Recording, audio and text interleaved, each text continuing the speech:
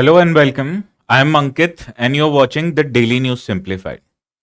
Today being 16th of May, we are going to cover 7 important articles. So let us start with the first article straight away, but before moving forward, please make sure to like our video and subscribe to our YouTube channel for more current affairs and other updates. Now this first article which you can see related to Unlawful Activities Prevention Act, it was covered in all three newspapers, that is the Hindu, Indian Express as well as the Business Line newspaper. Now this article highlights issues related to Unlawful Activities Prevention Act, which gives wide powers to security agencies in order to tackle the menace of terrorism. Now, this act originally, which was enacted during the colonial period, it was updated in 1967 to deal with challenges of modern day India. However, this news article highlights some implementation issue and overreach by the security agencies, which has led to shielding against arrest of this particular individual. Now, this news article, it is relevant from UPSC perspective because UPSC GS paper 3 syllabus, it highlights challenges to internal security. Further, a question on Unlawful Activities Prevention Act, as you can see, appeared in the mains of the year 2019. So this is quite important as far as mains examination is concerned. So let us take a wide overview of this particular this particular legislation and how it impacts Indian security and political system. Now, this Unlawful Activities Prevention Act, as I've already highlighted, was enacted earlier in 1908, which was the period of colonial times.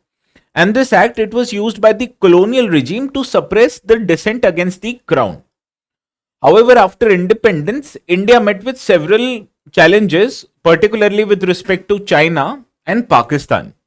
So in this regard, in 1967, this act was again refurbished. Now, this act, it gave wide powers to security agencies, enabling them to tackle menace against terrorism, which in a way tries to promote secession of Indian territory.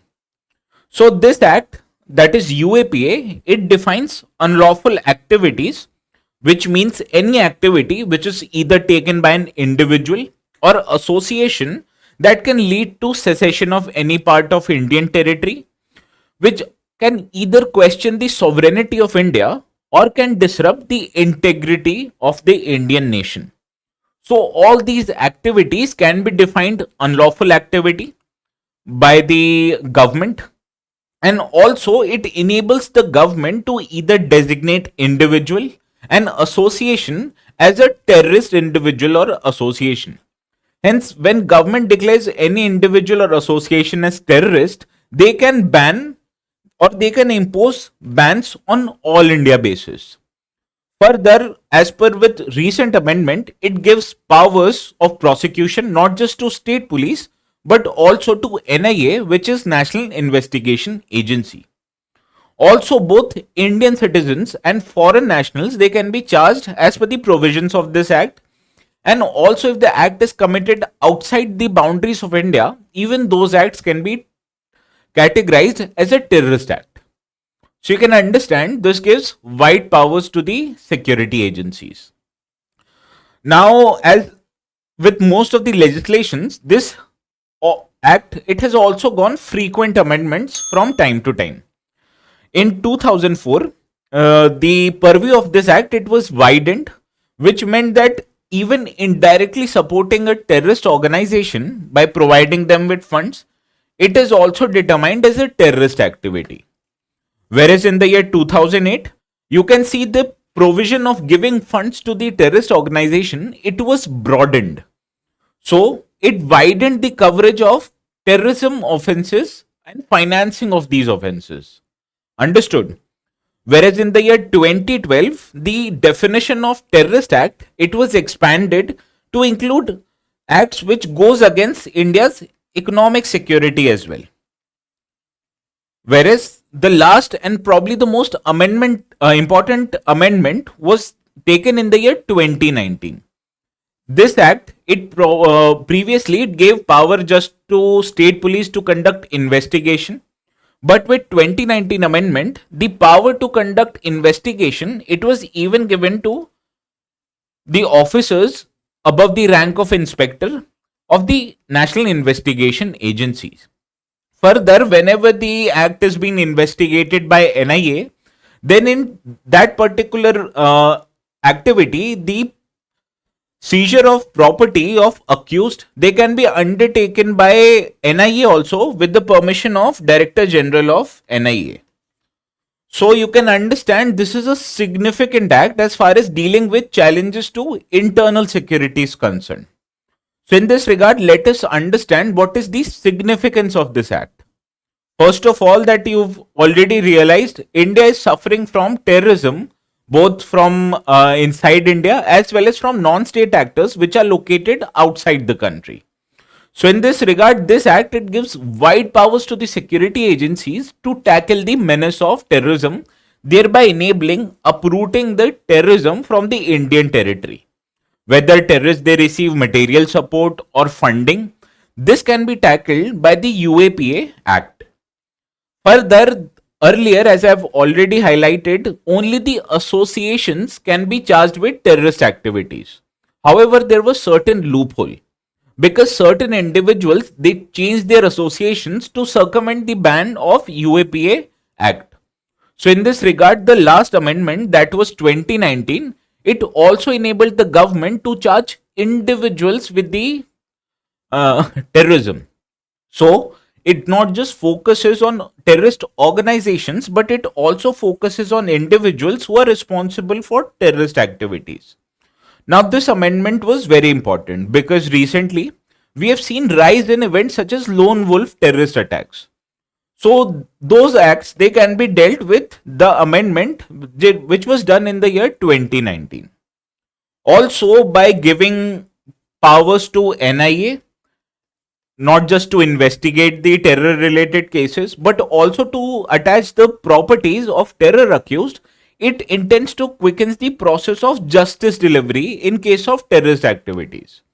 So these are the three important significance that it helps agencies to uproot terrorism.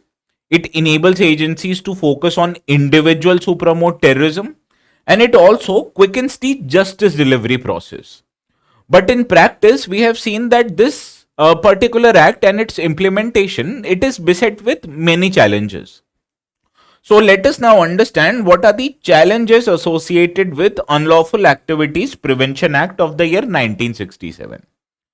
First of all, in any criminal activity, there is this Article 22 subsection 1 which gives fundamental right to any accused to seek the grounds of their arrest if they are arrested by the law enforcement agencies.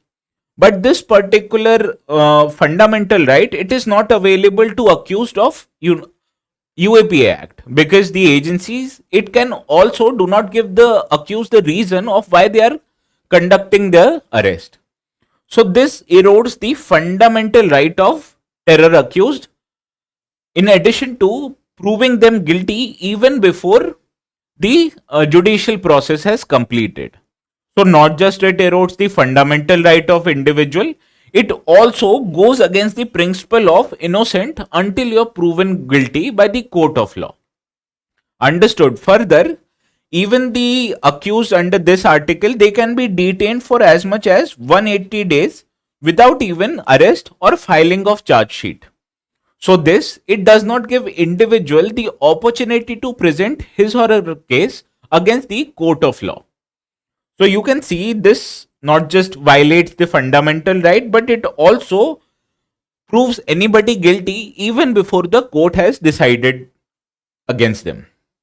Further, this act, it delegates excessive authorities to the government of either state or central government, because the term that is unlawful activity and terrorist activities, it is matter of a subjective interpretation.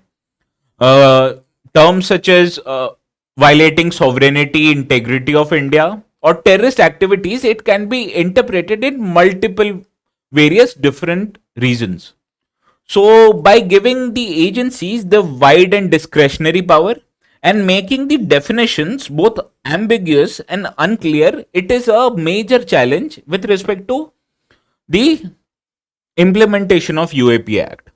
So, we have seen that agencies, when they get unreasonable and discretionary power, they are subjected to misuse by these agencies.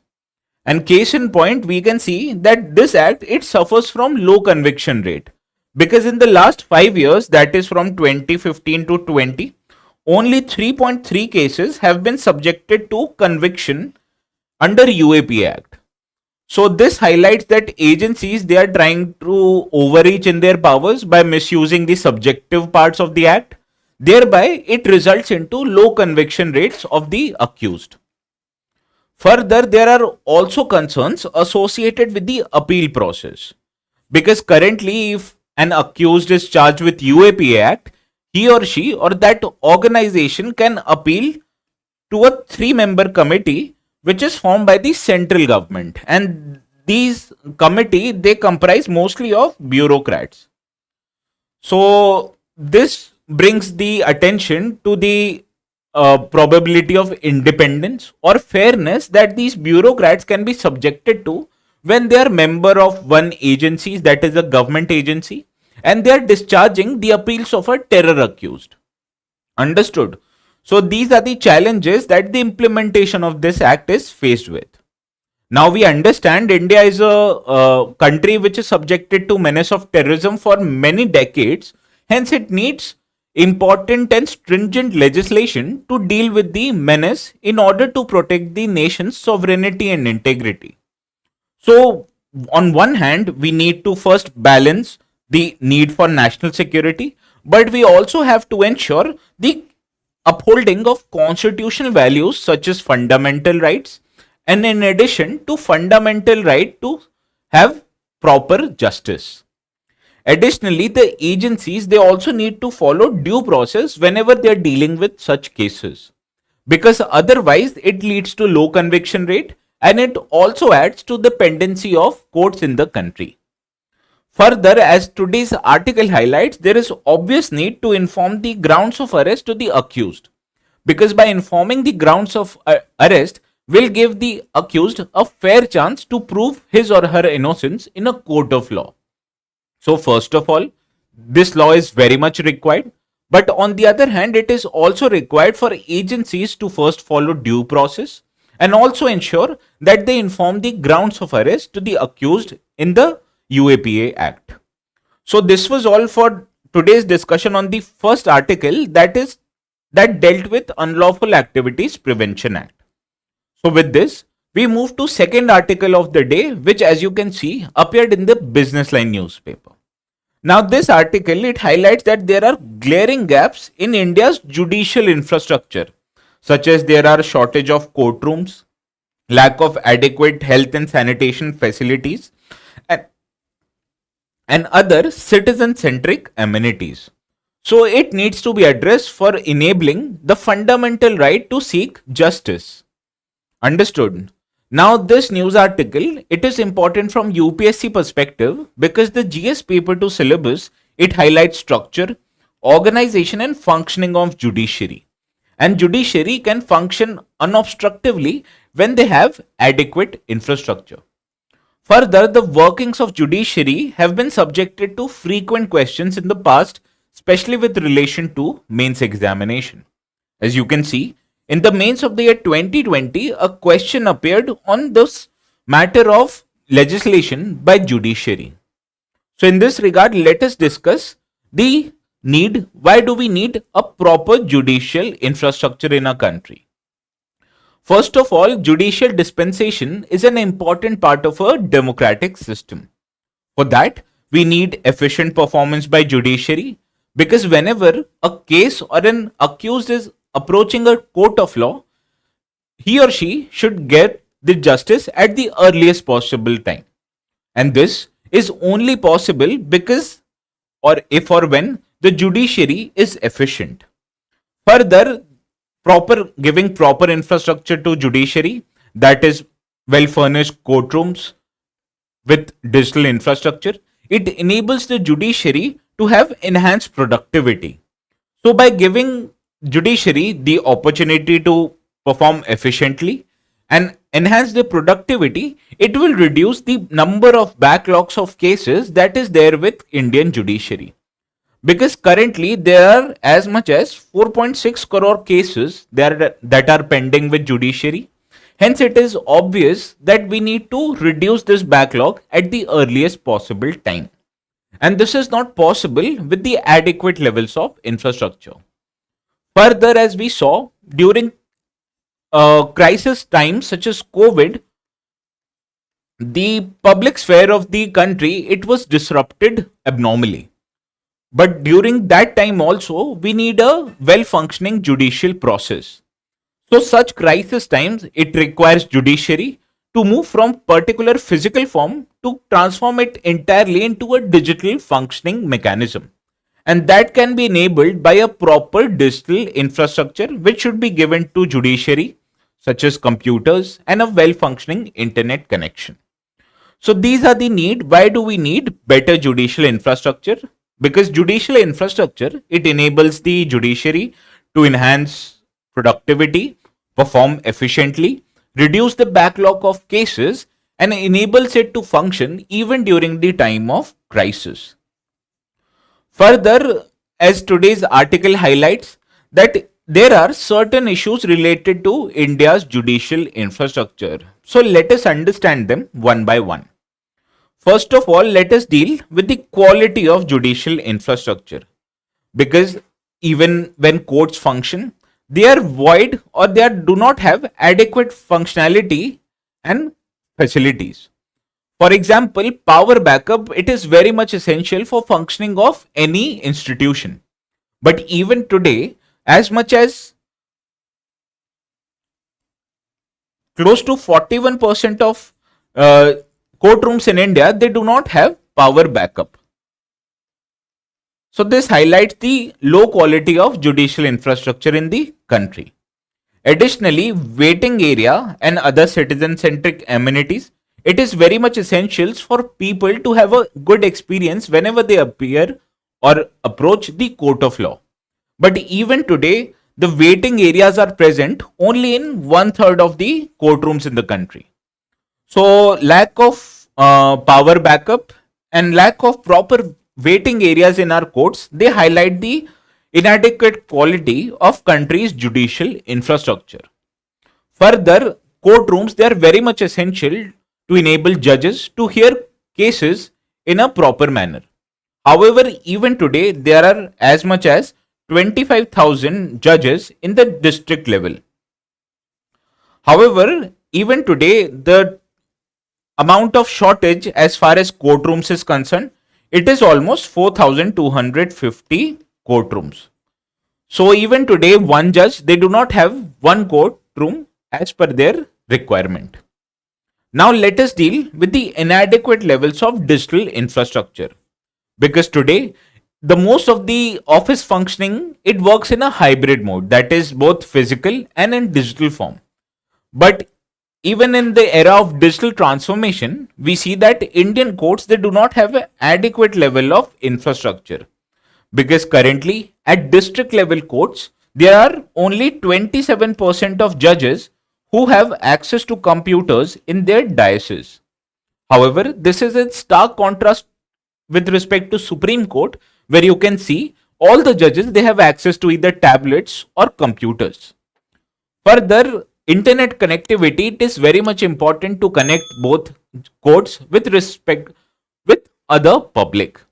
However, as much as 10% courts in the country, they either have no internet connection or have a substandard internet connection.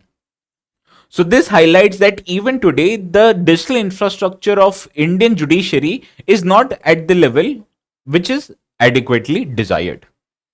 Now let us deal with health and sanitation facilities that are available in Indian courts. I'll tell you that as much as only 88% of district courts, they have male toilets, whereas only 80% of courts, they have a dedicated toilets for females in the country. So you can understand that 20% of courts in India, they do not have separate toilets for female members. Now, additionally, only 6.7% toilets in our country's courtrooms, they are embedded or they have the infrastructure which is required to have a sanitary napkin dispensing machine. So, lack of health and sanitation facilities, it is a very much a glaring feature of country's lack of infrastructure, especially in the case of Indian judiciary.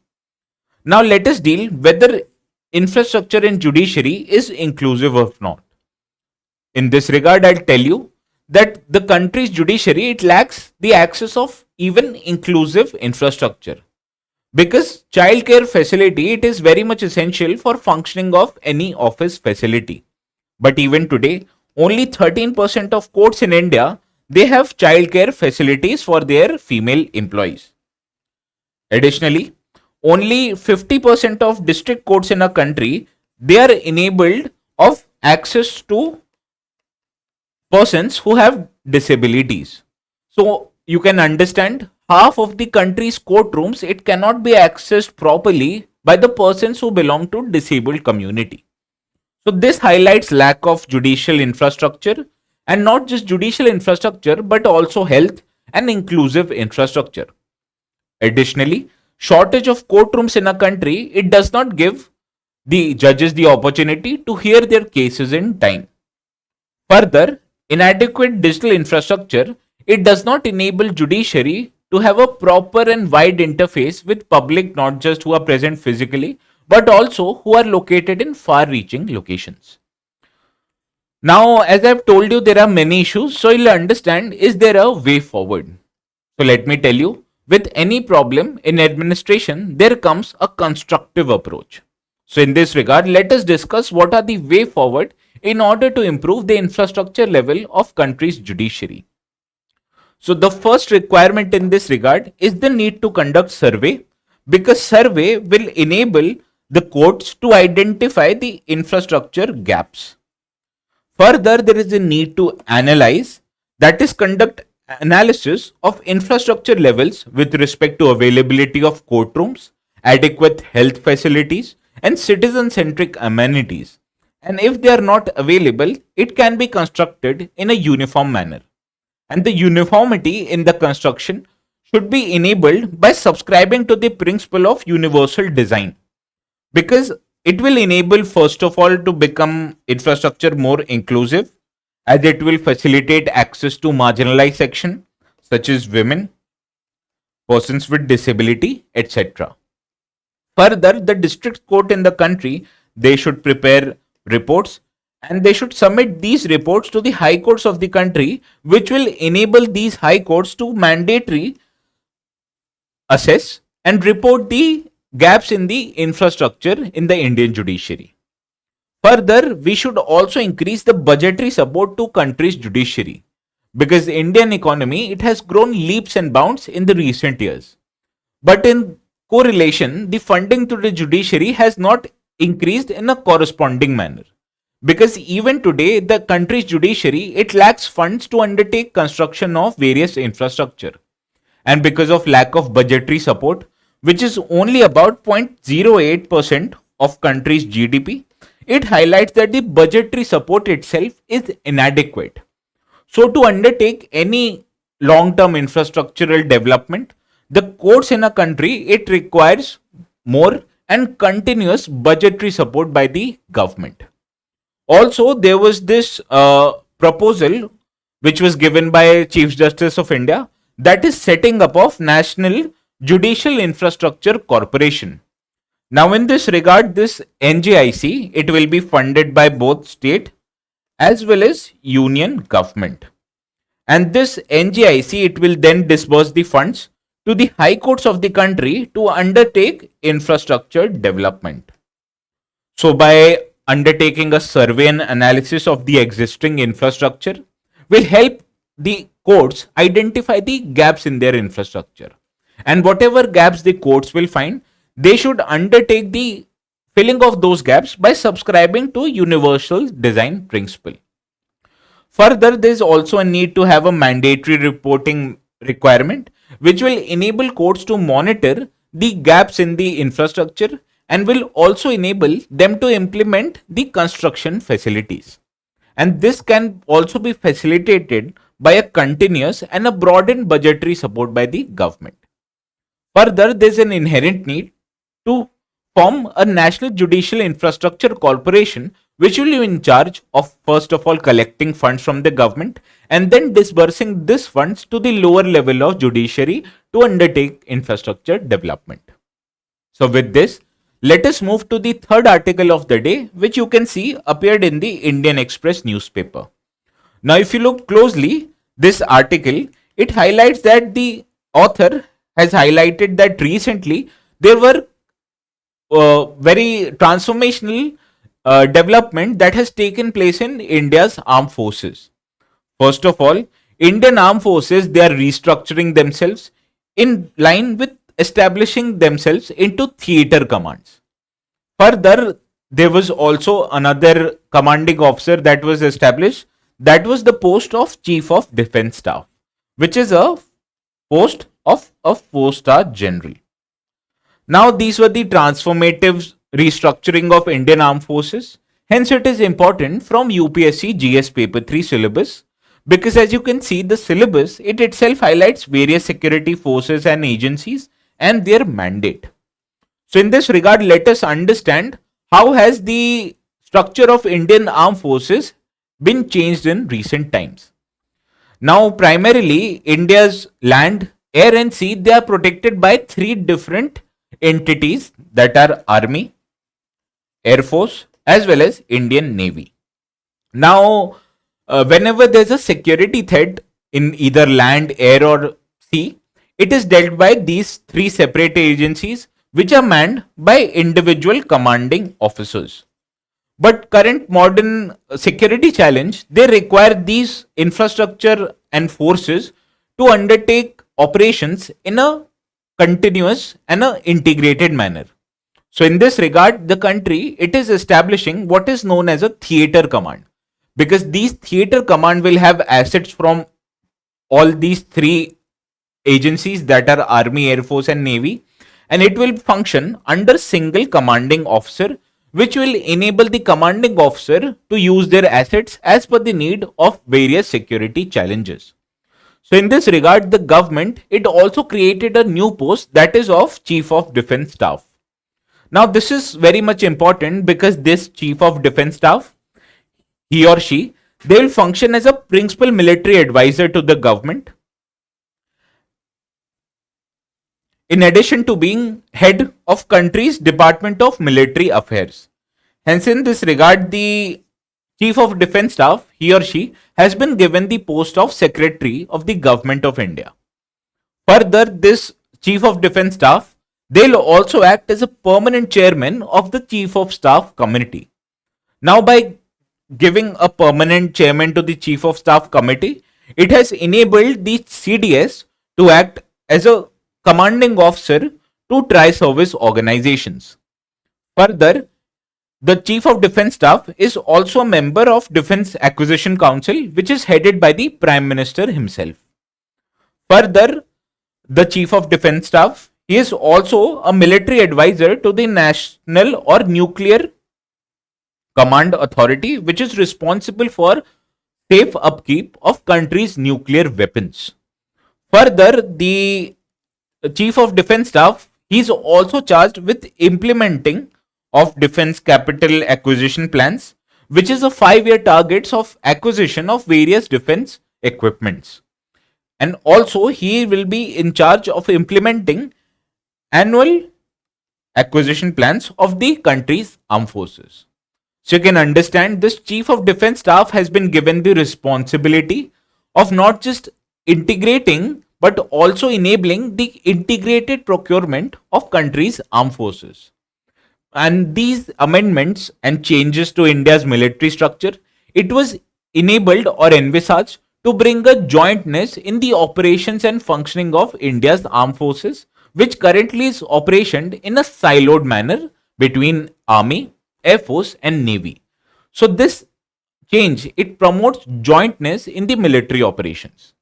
So let us understand what are the benefits of both theaterization, and the Chief of Defence Staff post. First of all, in the Kargil war, India faced certain setbacks at the hands of Pakistan. So the government of the day, it established a Kargil Review Commission, which gave suggestions that there was this increased need for improving coordination between armed forces on one hand and the government of the day on the another, because then the government will be enabled to gauge the exact requirement of country's armed forces, because currently the armed forces headquarters, it functions separately with the or outside the government structure. Hence it creates problem in the coordination between government and armed forces. So the creation of CDS post, it is intended to improve the coordination between both government and armed forces. Further, improved coordination between government and armed forces will also give a fillip to facilitate procurement for the defense or armed forces of the country.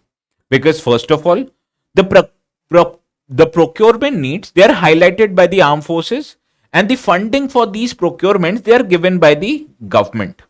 So increased coordination will also facilitate the procurement for defense equipments. Also, it will enable integration of resources. That is, it can improve the strategy of the armed forces by integrating the assets of all three armed forces, in addition to simplifying the training plans and also improving or making the logistic system of armed forces more efficient. All these three changes, that is improved coordination with the government, facilitation of procurement, and integration of resources, they are eventually intended to enhance the synergy between three verticals of Indian armed forces, because modern day-to-day problems, they require integration and joint operations of the various different organs of Indian armed forces. For example, during the crisis of border dispute between India and China, at the line of actual control, we saw that even the assets of Indian Navy, such as P-8I aircraft and surveillance drones, they were being deployed in the LAC sector. So you can understand the assets of all three armed forces, they can be efficiently used if we were to achieve the theaterization of armed forces. In addition, the Chief of Defence Staff, his or her post, will enable or improve the coordination between government and armed forces. And this will give the improved procurement abilities for armed forces to meet their day-to-day needs. But however, today's article, it also highlights there are various challenges.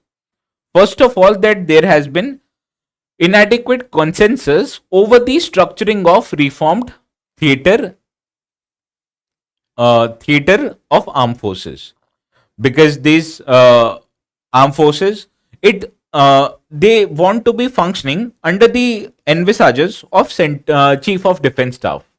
However, it will dilute the role of Chief of Staff of all these three, that is Army, Air Force, as well as Navy. Additionally, what we have seen, that there are certain mismatches with respect to assets of Indian armed forces, because in this regard, the assets with Indian Army, it is quite large as compared to assets of both Air Force as well as Navy. So if any attempts to theaterization will to take place, it will give undue preference to the members of Indian Army because they have much more assets. Further, the theaterization, it is intended or it is enabled to enable India to tackle only the conventional conflicts, that are conflicts with other countries such as China and Pakistan. However, in recent times, we've also witnessed that there have been some unconventional conflicts such as terrorism or cyber attacks. So this also requires different kind of infrastructure, that first of all, the defense forces, they have to coordinate with other police forces and security agencies to be able to tackle these unconventional form of security challenges.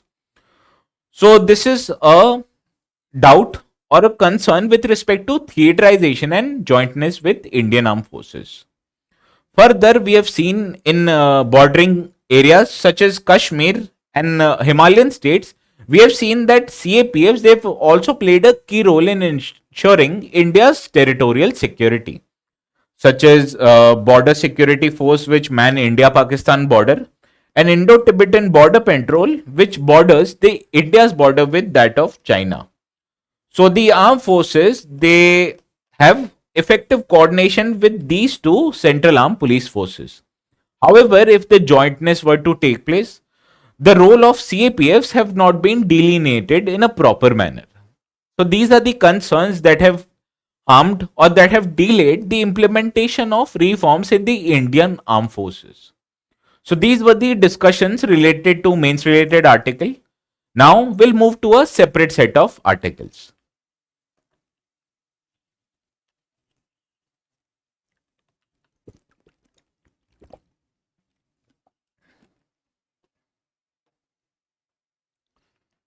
Now let us move to the prelim centric article, the first of which you can see appeared in the Hindu newspaper.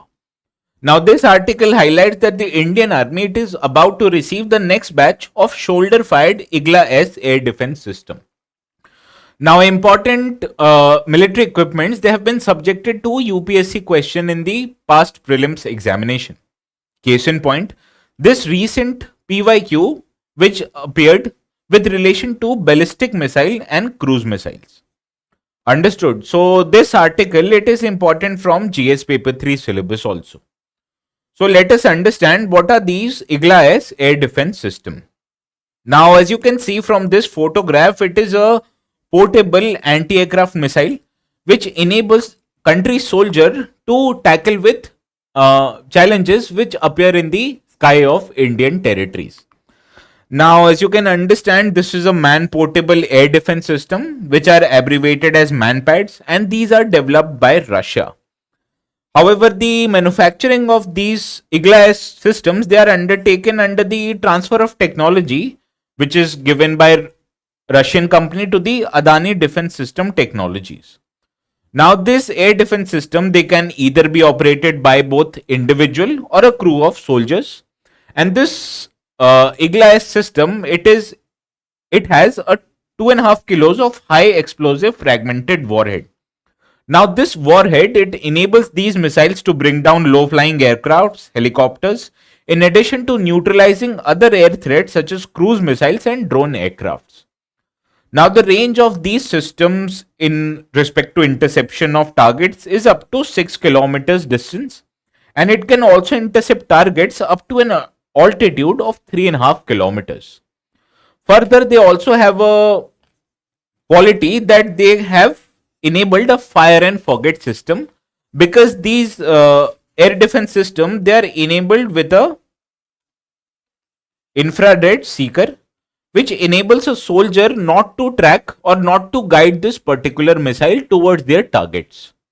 Understood. So with this regard, let us solve the practice question. Igla-S, recently seen in the news, is best described with which of the following? Is it an anti-stealth ultra-high frequency radar? It is incorrect. Is it an air-independent propulsion system for submarines? Again incorrect. Is it a reusable launch landing vehicle experiment? Again incorrect. So the correct answer here obviously is option C, because it is a man-portable air defense system. Now let us move to another article of the day, which you can see appeared in the Business Line newspaper. Now if you look closely, this article highlights the need for Indian banks to have a counter-cyclical conservation buffer. Now what are these counter-cyclical conservation buffer? We'll discuss this in the next slide. Now capital adequacy requirements of the bank, it is very much important to improve banks' health in the first place. And it also has a transformative effect on the health of India's macroeconomy. So this news article, it is important not just for prelims, but also from an economy point of view. Further, it also deals with issues related to mobilization of resources, because the Indian banks, they play a key role in fast forwarding the development of Indian economy by extending credit to almost all sectors in the economy. So in this regard, let us discuss the what, why and how of the counter-cyclical capital buffer. Now this, it is an additional capital requirement which is required to be maintained by banks of the country. Now, if you can understand, any economy goes through a cycle of both boom and bust. That is, any economy, it can either witness a period of economic boom, that is period of high economic growth. Now, during the period of high economic growth, financial institutions such as bank, they increase their credit activities, that they increase the outgo of loans to various different sectors. Now, this creates an opportunity to increase the growth of the country, as then by seeking credit from the financial institutions, the country's company, they can undertake infrastructure development and also improve their manufacturing capabilities. However, whenever there is a period of economic slowdown, we witness that the credit which were extended by the banks during the economic boom period, they grow into non-performing assets. That these loans, they are not returned to the financial institutions by the responsible lenders. So by increasing of non-performing assets in the economy, it further reduces the credit growth of bank, as banks are left with very less funds to be able to extend more and more credit. Now, extension or increase of credit, it is very much important to bring any economy out of slowdown, because it then creates the conditions for economic growth.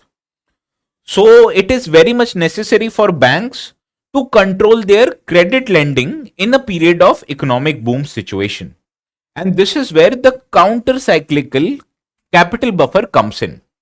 Now pay close attention to the word counter-cyclical, because the bank, they need to have a certain capital buffer in a counter-cyclical period, which means that whenever there is a period of economic boom, the bank, they should keep a separate set of funds which will then be used by banks during the period of economic slowdown to undertake credit growth.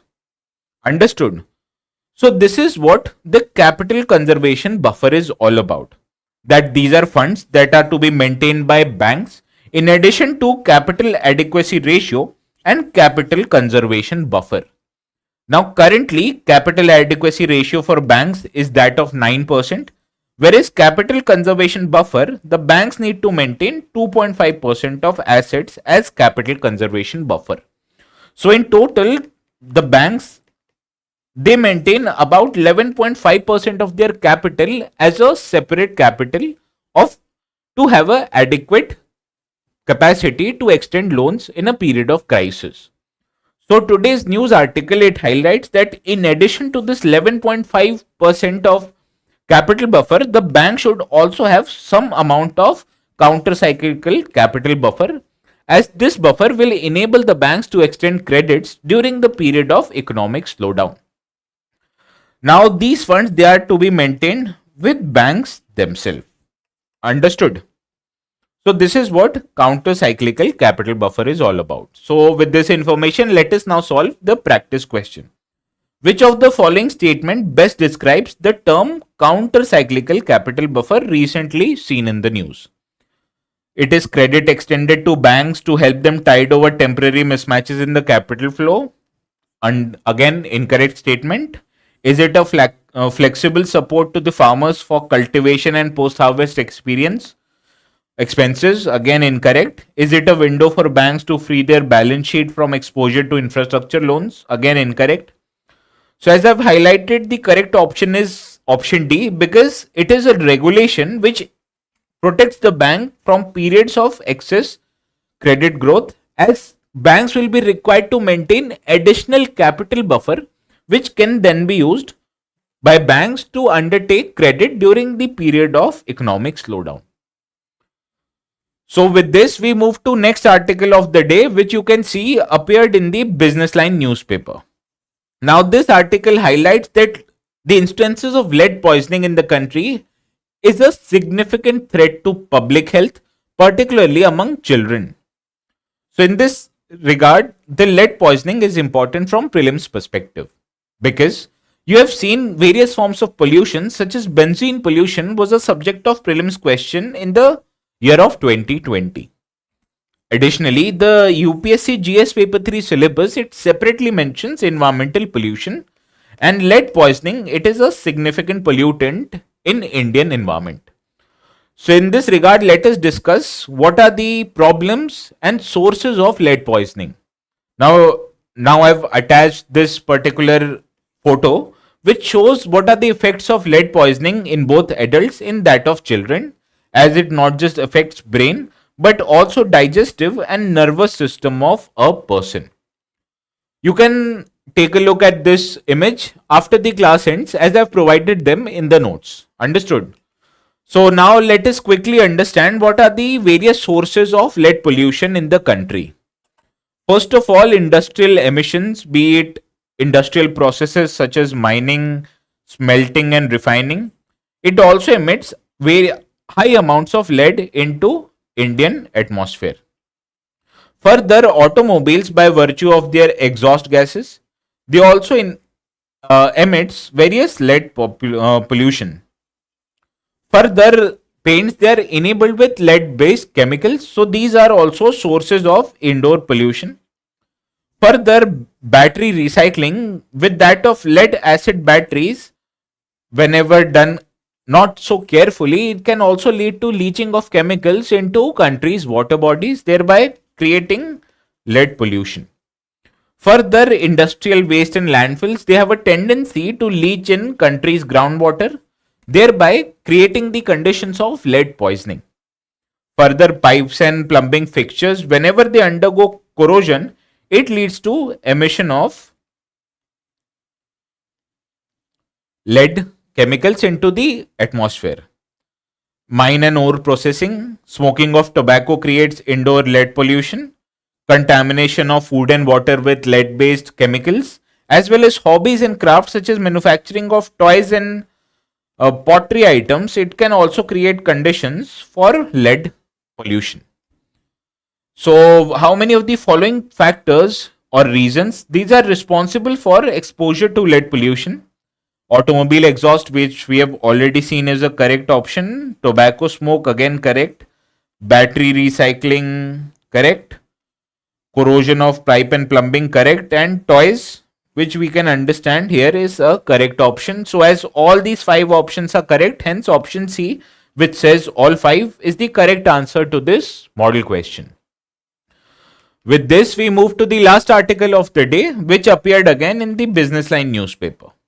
Now, this article highlights that the International Energy Agencies, which was formed in the early 1970s, it has trimmed the oil demand growth for the year of 2024.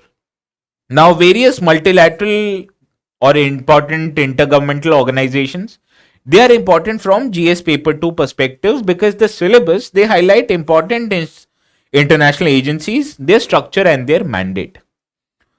Also, you can see in the prelims of the year 2014, there was this question on BRICS. So you can expect questions on international energy agencies in prelims examination.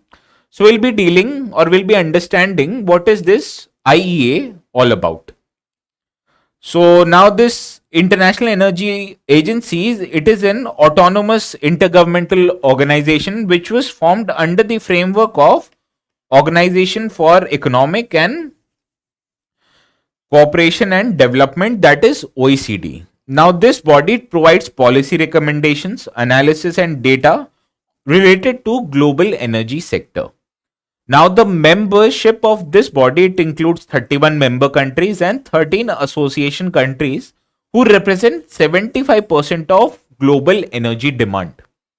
Now most of the founding members of this body, these are Western countries, and Lithuania, it is the latest member of IEA which joined this agency in the year 2022. Now the full members, for full membership, there are 2 important conditions. First, that the members of IEA, they should also be members of OECD, and they are required to maintain the total stock levels of oil equivalent to at least 90 days of their previous net imports of oil. So these are the 2 conditions, that they first should be the member of OECD, and second, they should have adequate reserve of as much as 3 months of their last year's oil import. Now, India, it joined IEA family as an association country in the year 2017, and in last year, it has sent a formal request to attain full membership. Understood? So, with this information, let us now solve the practice question. Consider the following statements with reference to International Energy Agency. First statement, it is an autonomous intergovernmental body set up under the Organization of the Petroleum Exporting Countries, that is OPEC. Now, this statement is incorrect. Why? Because this is established under the framework of OECD and not OPEC. Understood? The second statement, full members, they are required to maintain total oil stock levels equivalent to at least 180 days of previous year's net imports, which again is an incorrect statement because the members, they are required to have a buffer or stock levels of 90 days and not 180 days. Third statement, India became a full member of IEA in 2017, which we know is an incorrect because in the year 2023 itself, India has given the application or formal request to attain full membership, and it has not gotten the full membership of the body as of yet. So, how many of the statements given above is or are incorrect? Pay close attention. The question asks us to identify incorrect statement. Now, as all these three statements here are incorrect, hence option C, that all three statements is a correct answer. With this, we end our today's session of Daily News Simplified. Stay tuned as we'll come again tomorrow at 6 p.m. sharp with tomorrow's Daily News analysis. Until then, I bid you a very good night.